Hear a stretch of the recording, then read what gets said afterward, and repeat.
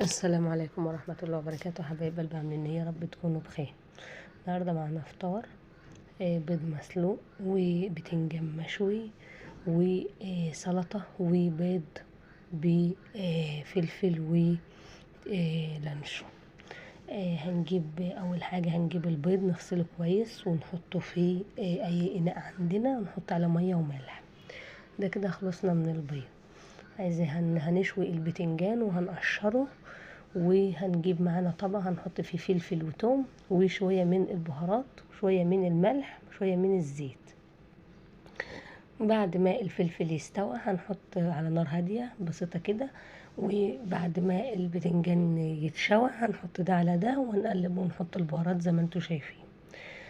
بعد كده معانا البيض باللانشون والفلفل. خدت شوية من الفلفل بتاع البتنجان وشوية من اللانشون وبيضة او 2 على حسب ما تحبي، وشوية من الملح. بعد كده معانا السلطة، قطعتين من الطماطم وقطعة من الخيار، وهنقطعهم بالمقشرة معانا. وده شكل البيض المسلوق. ده شكل البيض باللانشون وشكله جميل جدا. ده شكل السلطة معانا، وده شكل البتنجان.